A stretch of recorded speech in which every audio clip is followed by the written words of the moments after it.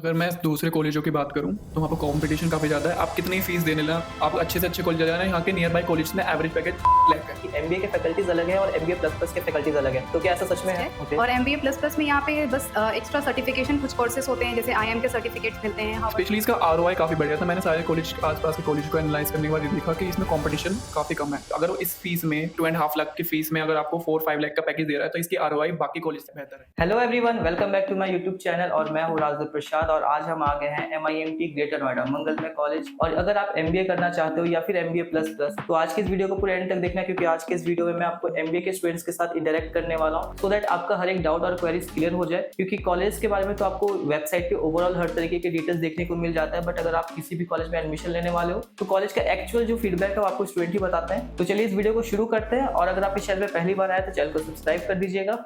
नहीं, सोचिए मत, सब्सक्राइब कीजिए।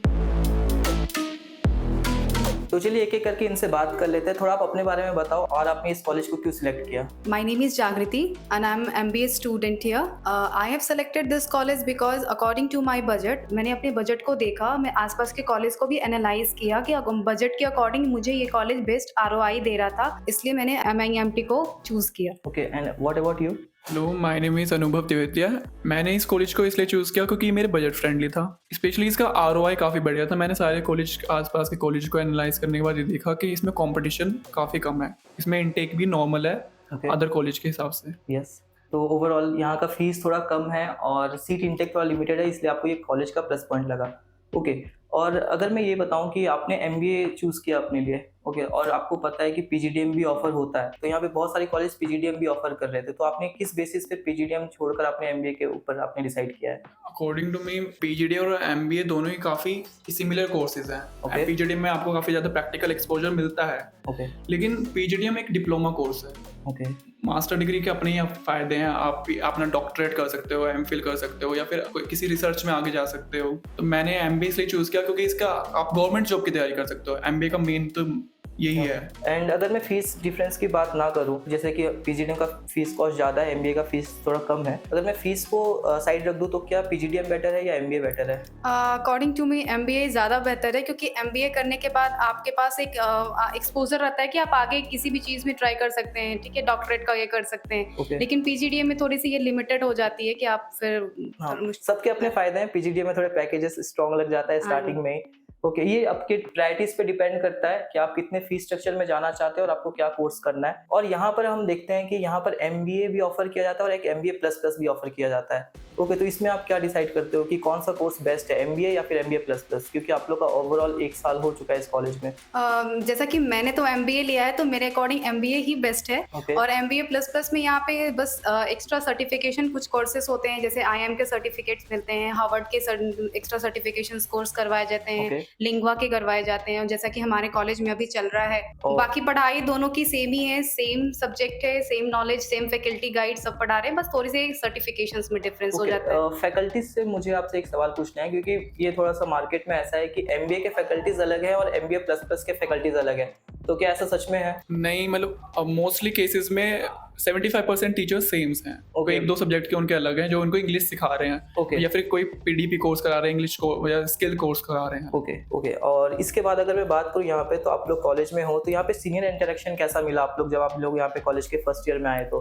यहाँ की सीनियर्स बढ़िया हैं, इंटरेक्शन से वो ओरिजिनली बताते हैं सब कुछ आपको, लेकिन हमारा एक्चुअली जब कॉलेज में एडमिशन लिया था तो इतना इंटरेक्शन नहीं हुआ था, तो हमें पता नहीं चला था कॉलेज के बारे में। ओके यहाँ की सीनियर्स भी बढ़िया हैं, इंटरेक्शन भी काफ़ी करते हैं, आपको ओरिजिनल जो ट्रुथ है वही बताते हैं। ओके, और यहाँ पर आप लोग को अभी कॉलेज के फर्स्ट ईयर में बहुत सारे इंडस्ट्रियल विजिट्स के बारे में जो कॉलेज प्रमोट करता है, तो आप लोग अब तक कितने इंडस्ट्रियल विजिट्स आप लोगों ने अब तक किया है? अभी तक हम लोगों ने 2 इंडस्ट्रियल विजिट को कवर किया है, एक याकुल्ट और एक हायर। ओके तो याकुल्ट और हायर से हमें बहुत कुछ सीखने को मिला, किस तरह से कंपनीज अपने काम को कर रही है। हायर्स में जाकर के हम लोगों ने देखा कि किस तरह से न्यू प्रोडक्ट्स लॉन्च हो रहे हैं AI बेस्ड। तो इंडस्ट्रियल विजिट यहाँ की काफ़ी मुझे अच्छी लगी। ओके, एंड पर्सनल डेवलपमेंट्स के लिए और आपके एक्सपोजर के लिए कॉलेज के थ्रू क्या फैसिलिटीज आपको प्रोवाइड करवाया जाता है? पर्सनल डेवलपमेंट के लिए इन्होंने 2 कोर्स करंटली हमें करा रहे हैं। जैसे आपका ये बिजनेस स्पीकिंग एंड राइटिंग करा रहा है इन्होंने। Okay. अभी इन्होंने हमारे डेवलपमेंट के लिए बिजनेस एनालिस्ट का सर्टिफिकेशन कोर्स कराया, जिसके लिए एक्सेल के लिए उन्होंने अराउंड अबाउट 30 क्लासेस हमारी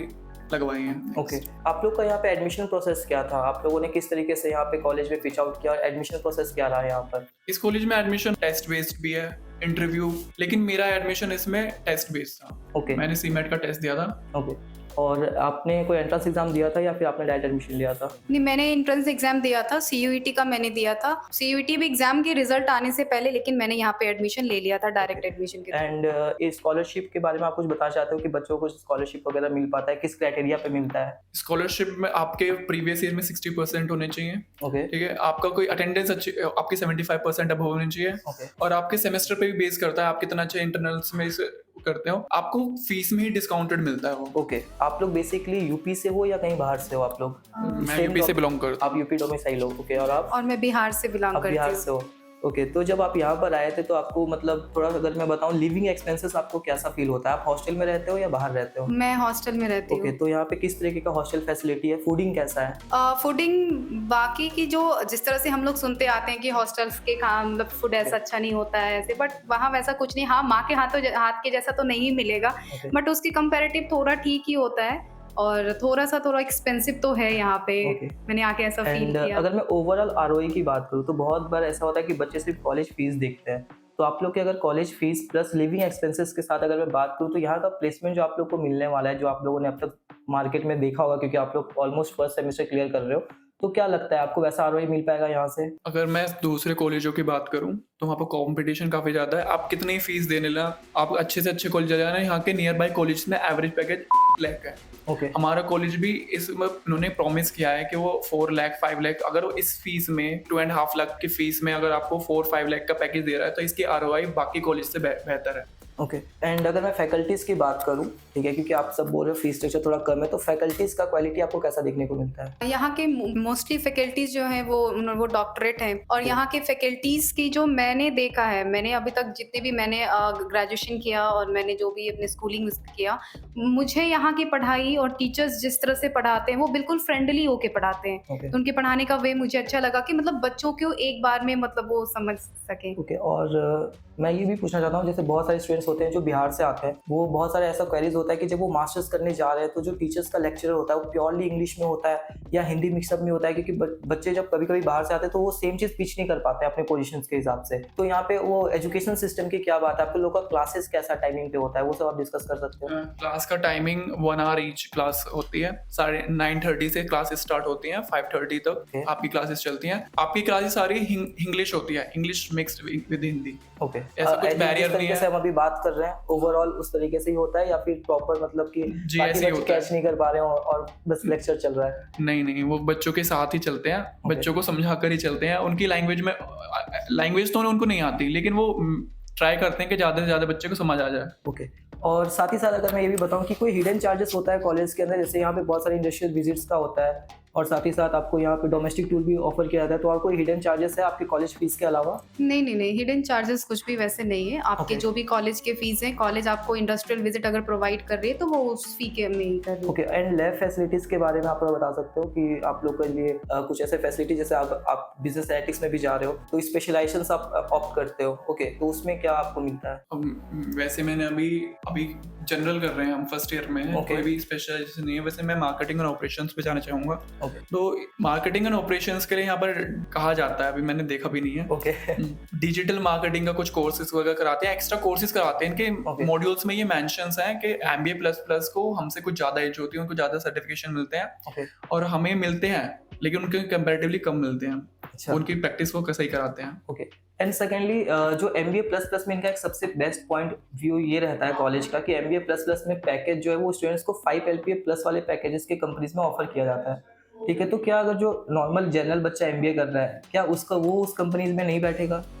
जरूर बैठेगा, लेकिन प्रायोरिटीज वो MBA++ को देंगे, क्योंकि Okay. उन्होंने हमसे ज़्यादा पे किया है, इसलिए वो उन बच्चों को पहले बैठाएंगे। अगर वो क्रैक करते हैं तो कंपनीज ऑफ कोर्स ले जाएंगी, लेकिन अगर वो नहीं करते हैं तो हमें चांस दिए जाते हैं। ओके, सपोज दैट आप अगर 80% स्कोर करते हो जनरल एमबीए करके, तो क्या आप टॉप रिक्रूटर्स में नहीं बैठोगे? जैसा कि अभी अनुभव ने बताया कि अगर पहले MBA++ को ज़्यादा प्रेफरेंस दिया जाता है, लेकिन मैंने ऐसा सुना है कि MBA और MBA++ में कुछ ऐसी डिफरेंस नहीं है, दोनों को सेम वेटेज दिया जाता है कि अगर कोई भी कंपनी आती है तो MBA++ एंड MBA दोनों को बिठाया जाता है, वेदर आप 80% जनरल से ला रहे हो या फिर आप 80% MBA++ से एमबीए ला रहे प्लस हो। प्लस ला रहे हो, ओवरऑल तब जाके प्लेसमेंट मिक्सचर आपको सेम देखने को मिलता है। ओके, आप कुछ ऐसा की पॉइंट्स बताना चाहते हो, जैसे कि ओवरऑल हमारा कन्वर्सेशन तो खत्म हो गया, आई थिंक जितने क्वेश्चंस थे वो सॉर्ट आउट हो चुके होंगे स्टूडेंट्स के, बट अगर कोई आपके फ्रेंड्स, कलीग्स, जूनियर्स हो जो एमबीए करना चाहते हो, तो ऐसा कुछ 3 पॉइंट जो आप कॉलेज के बारे में रिकमेंड करना चाहोगे, या फिर उनको एमबीए करने के लिए आप ये कॉलेज सजेस्ट करोगे तो क्यों करोगे,